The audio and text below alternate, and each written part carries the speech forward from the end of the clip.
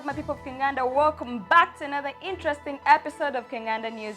I'm your host, Pimaya, for today's episode. And before we get started, guys, if you're new here, please subscribe to our YouTube channel because today I have the hottest gossip for you. So let's get into it.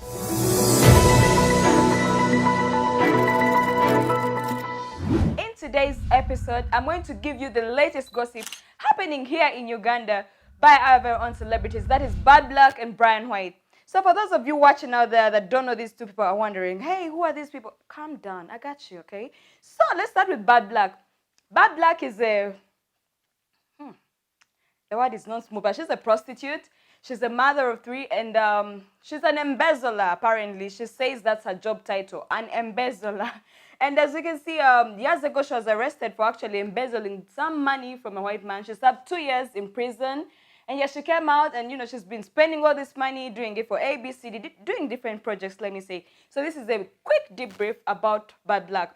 Oh, she has a organization. Not organization, but a organization. Woo. So Brian White, on the other hand, is one kid who just popped up on the scene. And with these huge amounts of money, lots of cash, splashing the money all over, in the bars, on the streets, wherever he felt like splashing money.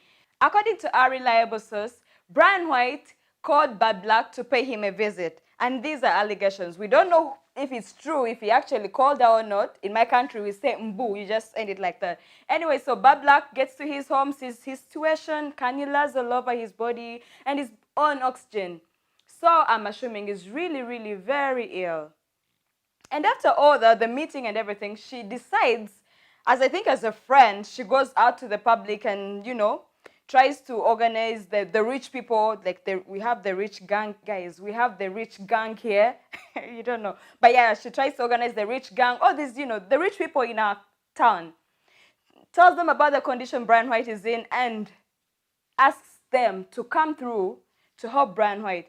So Brian White, I don't think I've given you the entire details, but this is the man who used to throw money around. Like in the bars, he used to walk around with bags.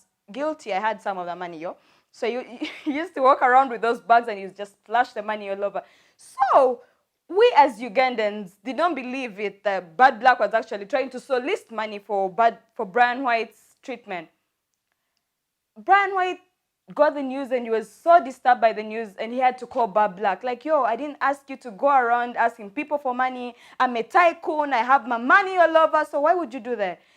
This irritated Bad Black so much. Like, if you know Bad Black, you don't want to be on her however side or her negative side. You have to just agree with whatever she tells you. Yes, madam, I got you. So Bad Black, on getting this phone call, she was so pissed, so irritated. We all know how when she chops a wire, she was so pissed, so irritated. So she responded to Brian White. And when she made a phone call, it's Brian White that picked up. And to her surprise, he was speaking so smoothly, like, you know how you check on someone and they're really ill like a day before and the following day they're talking to you so fine? So that's when she got the epiphany. She got a sense of realization that, you know what, this person must actually be faking this all up for attention, Man, our socialites here do a lot of stuff for attention. So it could be, I'm just saying, it's an allegation anyway. So Bad Black responds to this and she was invited by Spark TV on an interview to respond to what exactly happened. And she tried to explain it all, and her emphasis was she was so surprised that the person was so ill, had this very beautiful smell. The sheets was so cleaned out. Apparently for her, if you're sick, you should look like trash.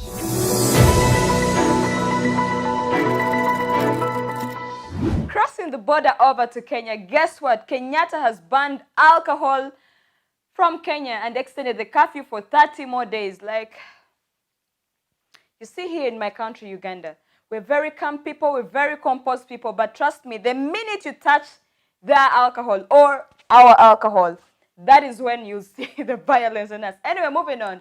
So, I don't know why Kenyatta has actually banned alcohol in Kenya, or maybe I'm trying to understand why. Because I read an article a while ago, how alcohol actually helps in the prevention of COVID. Like, not helping in the prevention, but it contributes to something like in the prevention. Let's look at the sanitizers being used.